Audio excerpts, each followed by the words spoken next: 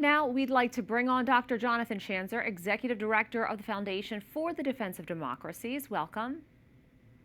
Thank you. While the ceasefire is a breakthrough, what are the biggest risks to the stability and durability of the agreement? Well, I think we had a couple things right now. One is that Hamas doesn't return the remaining hostages. There are 14 slain hostages that Israel is expecting, and Hamas appears to be slow rolling their return.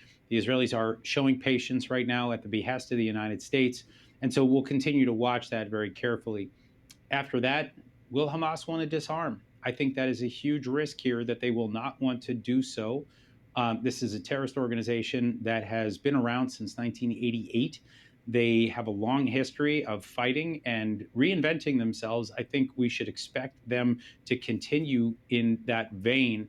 And then I think, look, beyond that, I've got one other major concern, and that is that two of the actors that have been brought in to be guarantors of this agreement are actually really not trustworthy.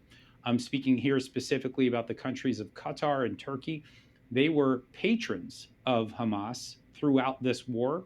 They have been housing Hamas operatives on their soil. In fact, their patronage of Hamas goes back 15, 20 years, both of them. And now we're asking them to play a role in post-Hamas Gaza. I'm not sure we can trust that.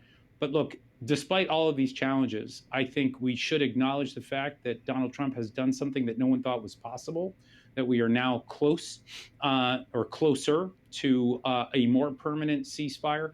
I don't know if it can hold, but I think even getting to where we are is a significant achievement for the president. Is there oversight for those guarantors? Do we know yet? Well, right now, I think there's a lot that has yet to be answered.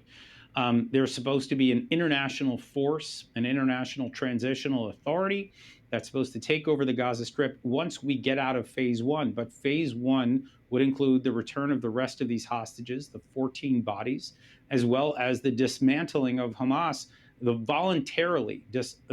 Hamas voluntarily disarm. So after that, I think comes the hard work of trying to assemble those actors that would be involved. Again, we hear that Turkey and Qatar will be there.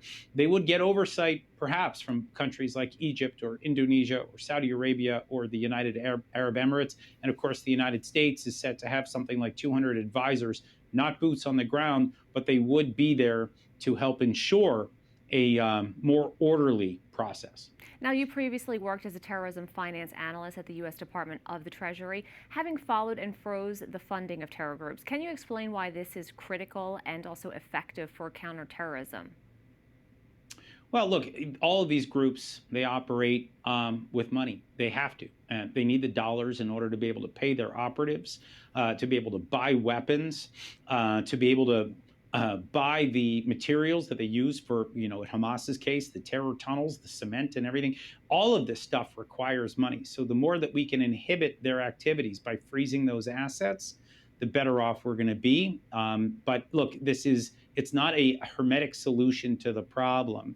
It is a way of throwing up roadblocks, if you will, for a terrorist organization. They will find ways around what we do, but it's a non-kinetic way of making life more difficult for terrorist organizations. And the Treasury still does it today, and they're doing terrific work. Dr. Jonathan Schanzer, thank you so much. Pleasure.